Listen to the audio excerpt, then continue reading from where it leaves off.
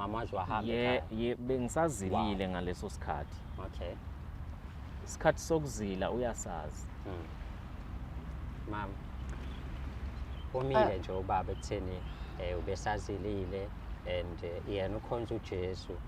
Mina kumele uunderstand lokho ngoba wamthatha umazi. Phatho hlelo. Ngenkulu inhlonipho. Ubaba akakwazi ukuzila unyaka wonke. Inyanga bese ziyishumi mina ngihamba. Ungitshela ukuthi baba wena ubusazilile ku10 months. Akakuphebezi baba uyekela wena. Usho njalo mama akakazi akushaye ngesandla. Ya kunjalo. Yini edala lo? Empeleni ingoba umile ezweni. Empeleni ekhaya siphila ngalo.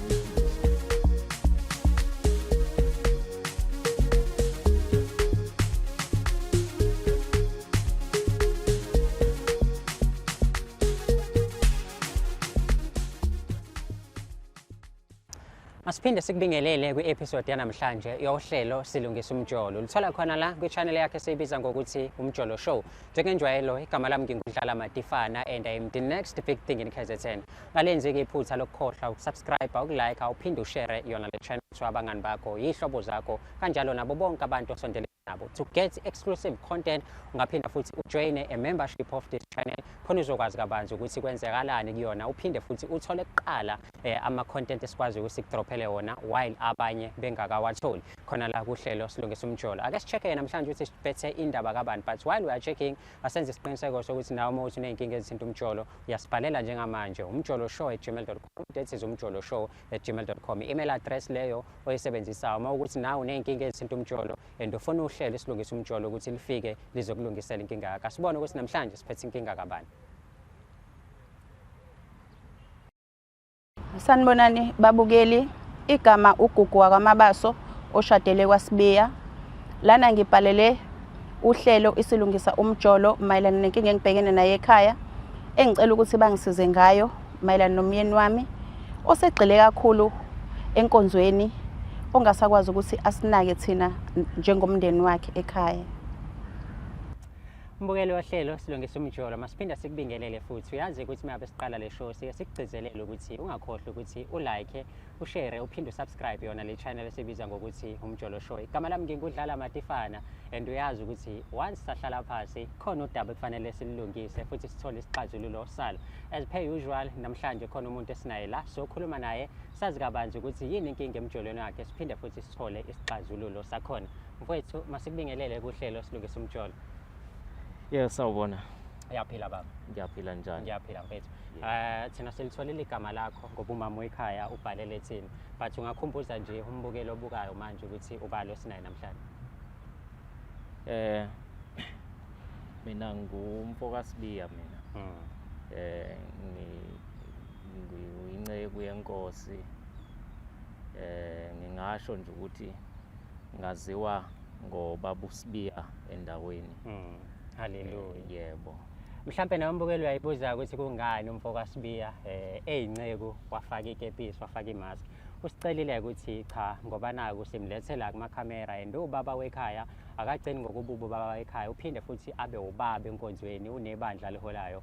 Akakwazi ukuthi angavele nje azo maphambi kwama camera azokhuluma udaba olubaleka ngako olithinta umndeni wakhe mase abantu bambona. Ingakho kubona namhlanje simfake imask saphinda futhi samgqokisa ikepisi. Mfowethu siyabonga kakhulu ukuthi ke uvuma ukuthi uze la kwishow mengabe kuvela ukuthi khona indaba ethinta wena. Ngiyazi ukuthi mhlambe uthukile ukuthi uhlelo silungisa umjolo wena ubaba wekhaya and ngokwakho yonke into ihamba kahle. Ngenzeka mhlambe ukuthi njengoba ula namhlanje khona ukusola ekhaya ukuthi akuhambi kahle phakathi kwakho nomama. Mfowethu ake ngithi cha mina angazi lutho, kodwa ke mina ngiyethuka phela mase ngibizwa nje ngingazi ukuthi mhlambe ngibizelwani. Kodwa ke bengingafisa ukwazi ukuthi yini lengaka ngoba phela mina ngithe ekhaya ngimashiye vele sijabulile nasekhaya, akukho okusolisayo kwamanje. Mfowethu kuyazwakala kahle kakhulu. Ubaba wekhaya, ungunceke kaNkulunkulu and unomama wekhaya okuyena okulethela namhlanje. Mhlawumbe singakanani isikhathi ninomama? Mangikhumbula kahle sineminyaka ngithi i-8. Sina 8 years sashada. Yebo. Okay. Kulo 8 years nindawonye nomama ngokwakho. Ubona yonke into ihamba kahle, ubona yonke into kungekho nje mhlambe maphutha noma mhlambe kukhona la kumele kulungiswe khona? Cha. Yonke into ihamba kahle. Yonke into ihamba kahle. Okay. Ubona yonke into ihamba kahle ke mfowethu. Yonke into iqondile ngokwakho ngoba umama usibhalele khona amaphutha lapha nalapha wabona but ke so le ndayini ukuthi simuzwe ukuthi yini la ufuna ukuthi ukutshele yona namhlanje kodwa into esingafuna ukuthi sithembise yona mfethu ukuthi ke njengoba ubona ukuthi sine team esisebenzisana nayo okuyiyona ke yenza isiqiniseko sokuthi uphephile umama uphephile wena khona kuzothi noma mhlawumbe umama kukhona into ayikhulumayo wena ugcina uvukela umoya kodwa ikwazi ukuthi avoid leyo situation kungabi khona ukulwa kungabi khona futhi nokuphakanyelwa umoya kakhulu asithembisa ukuthi mayefika la umama uzomnikeza indlebe umlalelo ukuthi uthini kwena njengoba bese ngichazile ndodana ukuthi mina umuntu wenkosi ngasindiswa mina angikwenzi lokho ukuthi sekuyaliwa manje engakusho nje izwe lodwa lokuthi nje ngiyethembisa ukuthi cha akukho engizokwenza ngizozwa nje sengilindele nje ukuzwa kuye umama wasekhaya ukuthi yini lengabe ngibizele lapha yebo hayi no mbukeli uyabona ukuthi impela ungathi uJesu usambele namhlanje kuhlelo silungisa umjolo ungakhohlwa ukusubscribe ulike uphinde ushare yona le channel to abangani bakho kanjalo nezihlobo zakho khona nabo bezokwazi phela ukuthi mebefuna ukulungisela umjolo beza le ekhaya otherwise nawe uma ukuthi uneyinkinga ezithinta umjolo lula yakho le-email address oyisebenzisa umjoloshow@gmail.com that is umjoloshow@gmail.com nalo-ke ithimba esisebenzisana nalo yilona ezosilandela umama wekhaya just ukuthi si-find out ukuthi ngempela yini le efuna ukuthi ilungiswe emzini kamfundisi bafowethu ningamsondeza umama sibone ukuthi uze ngani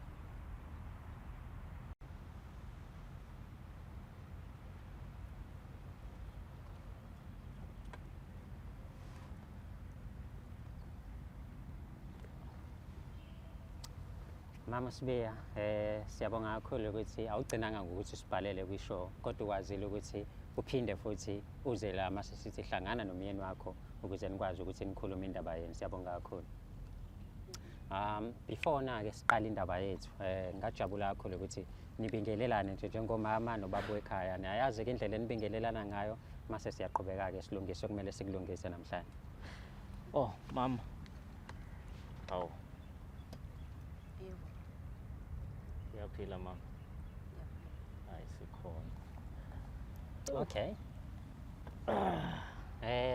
mfundisi Sibiya nangu mama umama uSibiya osibhalele namhlanje kwishow ukuthi khona izinto angekho happy ngazo nezinto afuna ukuthi niyilungise ekhaya so wabona ukuthi indlela engcono ukuthi asibhalele la kwishow ukuze azoxoxa indaba yakhe wasithembisa-ke wena njengekhanda lomuzi ukuthi hayi no uzomnikeza ithuba lokuthi umuzi umama ufuna ukuthini kwena namhlanje nangu kusekhona mama uSibiya nangu baba wakakho ungakhuluma naye mphathi wohlelo ngizoqala nje ngokuthi ngixolise kubaba uSibiya nokuthi ngibhalele kulolu hlelo mayelana nokuthi ngicela ningisize ngenxa yezinkinga-ke esibhekene nazo ekhaya esizize zaphoqa ukuthi ngize ngiphume ngithathe imithwalo yami ngiphindele ekhaya manje nento esingiphethe kabi kakhulu ukuthi akalandeleli ubaba ukuthi unkosikazi wakhe uhamba nje yini asikho isinyathelo asithathayo eze ekhaya ukuzobuza ukuthi hawu nkosikazi kwenze njani wathatha imithwalo wahamba kuthulekile inkinga yami kahle ubaba ugxile kakhulu enkonzweni akasanginakile mina nabantwana njengomndeni wakhe man of God baba nangu mama uyakhalaza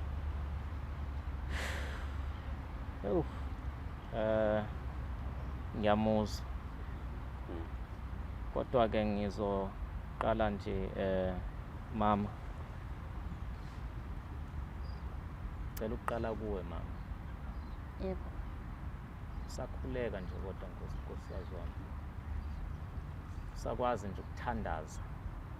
Yebo baba. Sakwazi nje uhlale wedwa nje kameleni uthandaze. Ucele nje inkosi ukuthi uyacela inkosi ikusize. Ikuhlangule zonke lezi inkinga obhekene nazo. Ngoba uyabona masingena encwadini engcwele ngegama lenkosi ithi incwadi iBhayibheli kukhona ababedoba inhlanzi. Ngizoyenza nje ibe mfishane le ndaba ngoba asikho lapho. Kuthiwa bazidoba inhlanzi kwaze wathi uNkulunkulu kulezo inhlanzi lezo enizikhiphile emanzini kunezingadliwa kuzona, ngicela nizibuyisele emanzini. Ngicela ukuthi nawe uthandaze uNkulunkulu ukuthi Nkosi ngiyacela ngingabili yonhlanzi leyo ebuyiselwa ngaphakathi emanzini. Wena ngakukhetha phakathi kwebandla ligcwele, ngafunga ngathi ngiyomela inkinga zasekhaya kumnyama kubomvu. Manje lokho sokusho lapha angazi noma nithe kwabani lapha Silungisa umjolo baba. Silungisa umjolo. Yebo. Angicabangi ukuthi bekufanele Nkosikazi wami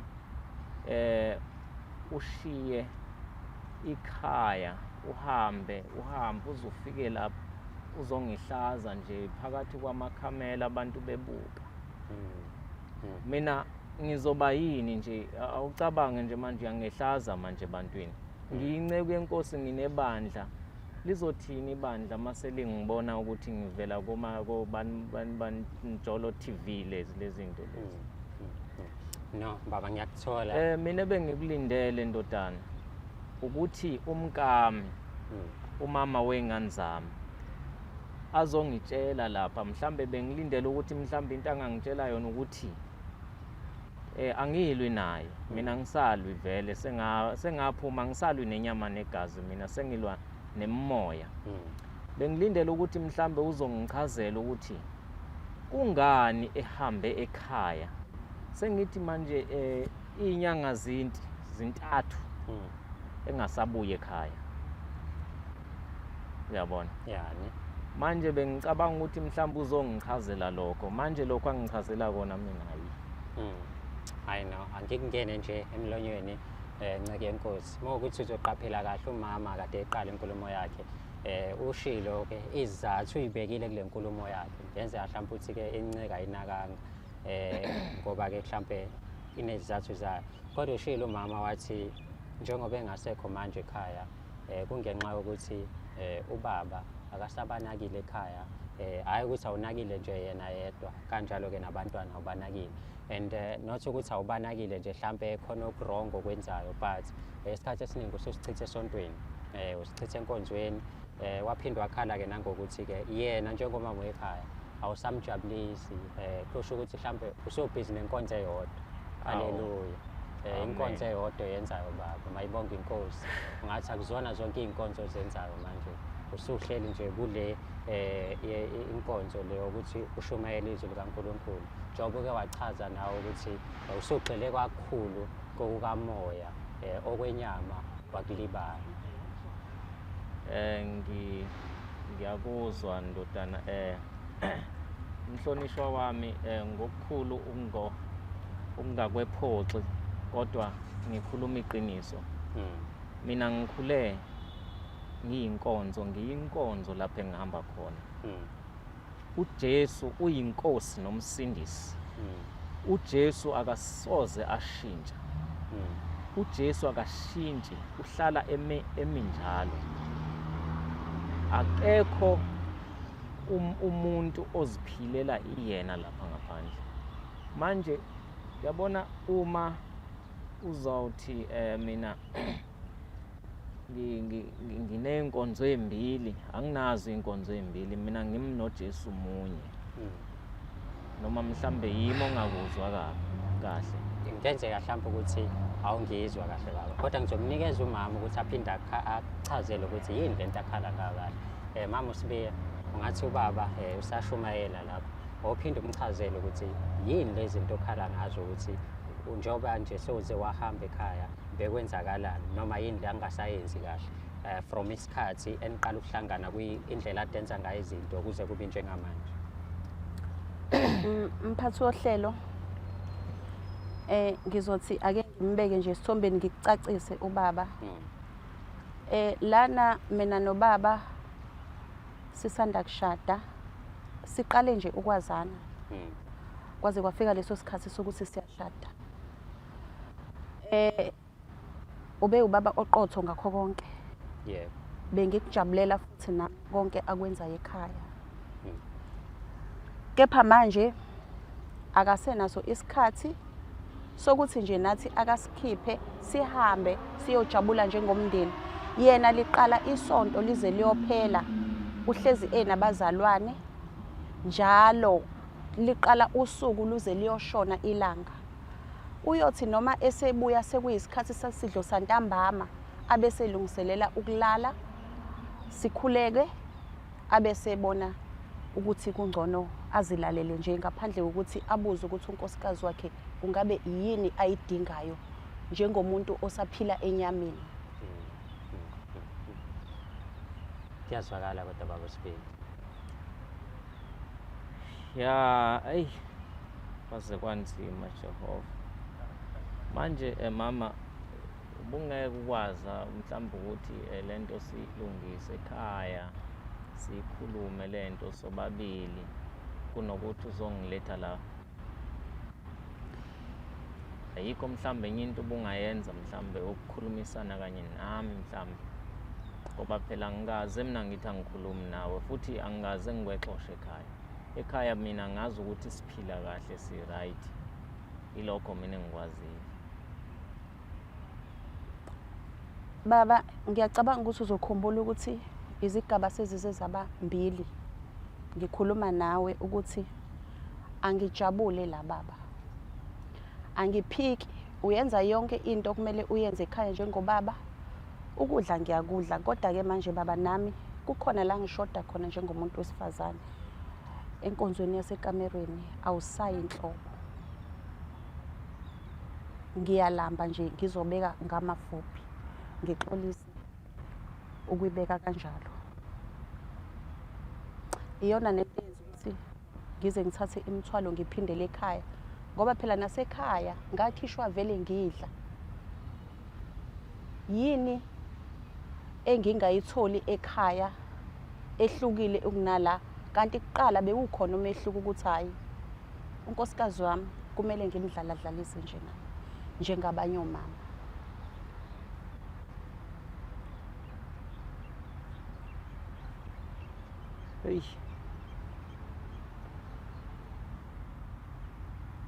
Yazi Phelelwa amazwi mfundisi. Ngiphelelwa ngamazwi ukuthi angikulindelanga lokhu unkosikazi wami.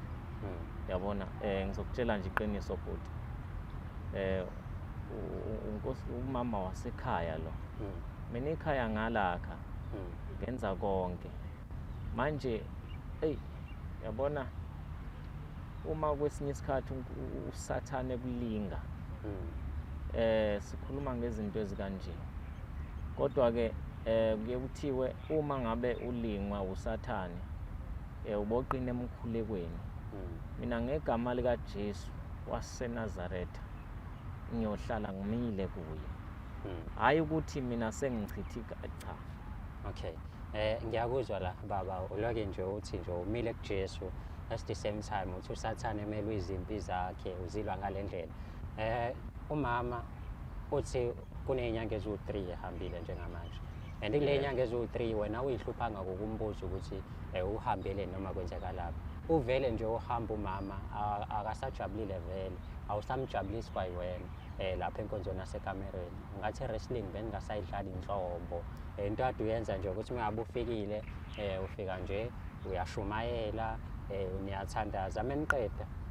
Awudlalisi ngisho abantwana. Uyena ke nje uthi akasayazi. usho njalo umama uthi nje akasayazi. And noma ethi uyazama-ke manje usezamile umama ukuthi eze la kuthini azosho ukuthi into ayicelayo isikhathi sakho uphinde futhi umnikeze bakithi ngoba yena ngale kwaJesu khona umuntu kuyena ngaphakathi. But still umfundisi umile ekutheni uJesu uyinkosi nomsindisi. Okay fine asikuphiki lokho. Kodwa-ke unonkosikazi wamthatha wambeka ekhaya nabantwana wabathatha wababeka ekhaya bafuna isikhathi sakho bafuna i-attention yakho. Ubanika nini i-attention yakho? Umama angike ngikhulume nawe nje. Uyazi ukuthi enkonzweni wena uma mfundisi uyazi enkonzweni kunesikhathi sokuzila. Sike sizile uyakwazi lokho. Manje kwenzeka ukuthi wena bhuti sibe nesikhathi lapho angithi enkonzweni manje angisafani nasekuqaleni.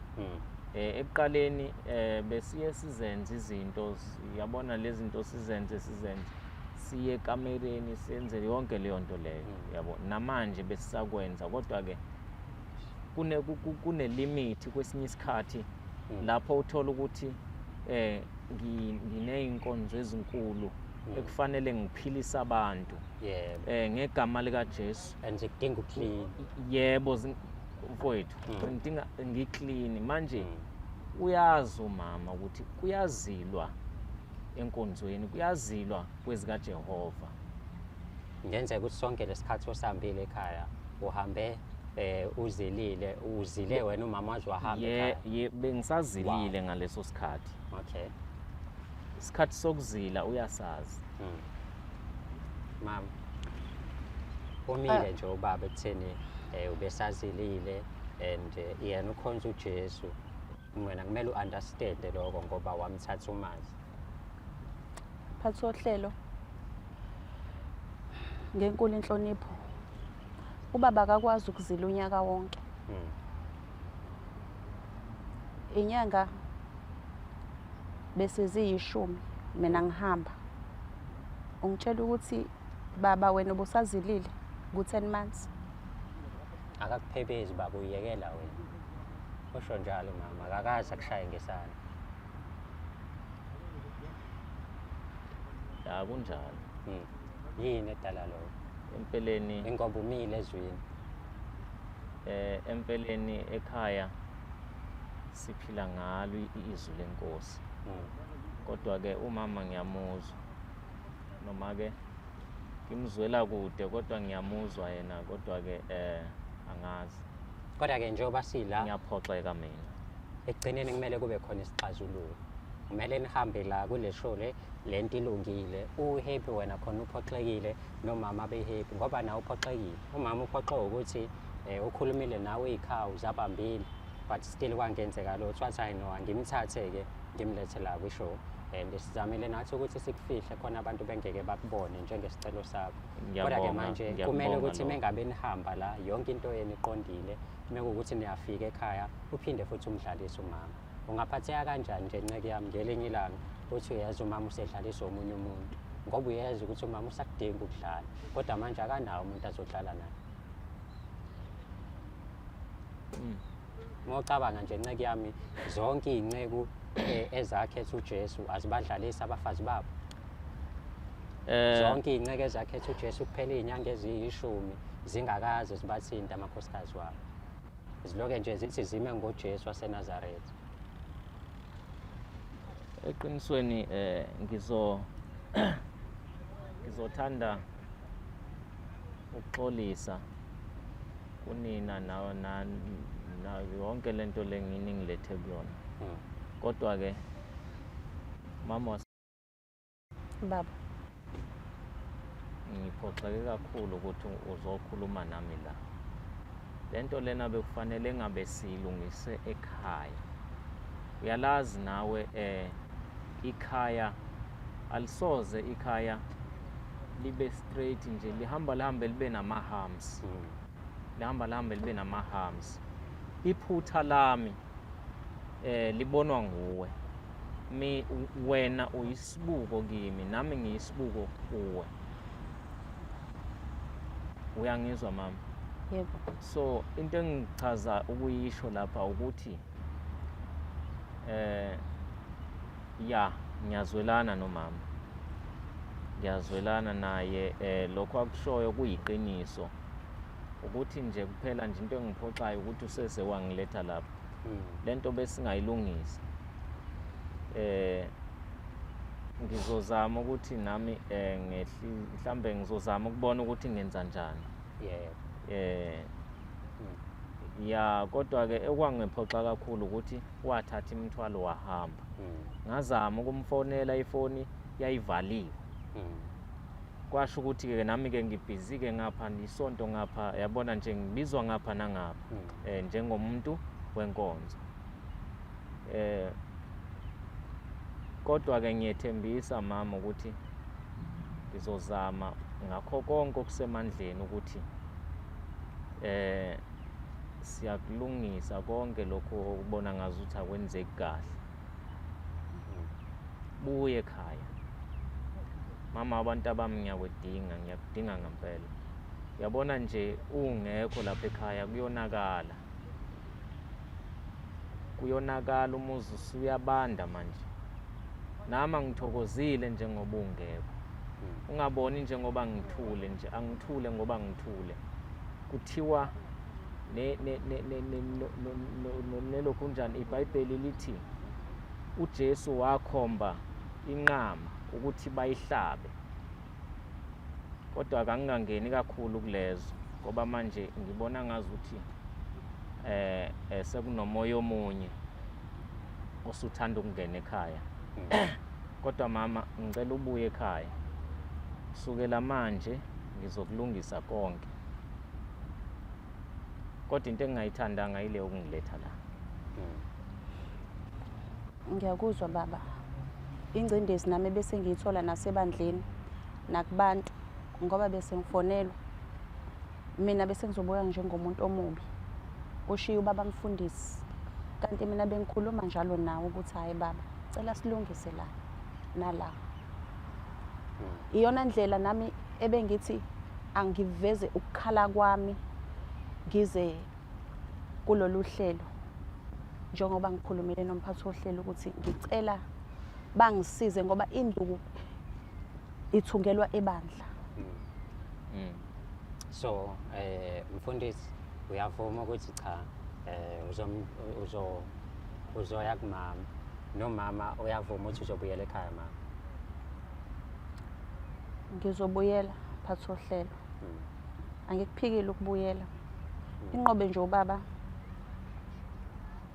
mayezoshintsha ngempela ngoba isikhathi sami ngiyasidinga ngisaphila emhlabeni angiphili ngokukamoya ngiphila ngokwenyama naye futhi ngokunjalo ngoba manje wenza ngize ngibe nezinsolo ukuthi mhlambe khona yena la ejabula khona maye ngasakwazi ukuthi ajabulise mina njengonkosikazi wakhe kuyazwakala hayi kuzwakele ndodana so sihamba la negama elilodwa umama uyabuya ekhaya inceke umama masebuya ekhaya izokwenza isiqiniseko ukuthi iyamnikeza i-attention iyamthokozisa agcine ejabule lokukhala nje akukhala la kusho into agcinayo ukwenzeka hayi ngizokwenza kanjalo mhlonishwa hayi no siyabonga kakhulu siyabonga kakhulu njena nokuthi mfethu usinikeze isikhathi sakho nceke yami uphinde futhi ulalele umama ukuthi ufuna ukuthini kuwena kanjalo nakwena masiyabonga kakhulu ukuthi ube nesibindi sokuzokhuluma abanye abantu izinto ezikanje abakwazi ukuyikhuluma kodwa baze baphume mhlambe baye ngaphandle bayoganga but wena ube nesibindi nje sokuthi ukwazile ukuthi umqondo umyeni wakhe awugcinanga ukuthi uzomqonda lapha phambi kwamakhamera kodwa uqale wamqonda nje ninobabili kwabikona ukuthi ubengalaleli siyabonga kakhulu ngiyabonga namphathi wohlelo sibongana kuwena mbukeli ukuthi-ke ubukele isho yethu namhlanje siyibiza ngokuthi silungise umjolo ulibonile udaba lethu ukuthi belihamba kanjani siyathemba ukuthi-ke ul-enjoyile and you learn something from here and ubonile ukuthi isixazululo esiphumile yisona bekudingeka ukuthi sitholakale namhlanje uma ukuthi nawe uney'nkinga ezithinta ukuthi-ke silungise umjolo lula kakhulu sibhalele i-email yethu umjoloshow@gmail.com that is umjoloshow@gmail.com uma wenze njalo noma kanjani indaba yakhe iyofika qathatha la kuthina mase sikulungisela yona futhi njengoba senzile la kumndeni wakwaSibiya otherwise igama lami ngingudlala Matifana and I am the next big thing in KZN siyabonga kakhulu ungakhohlwa ukulike usubscribe uphinde futhi ushare yona le channel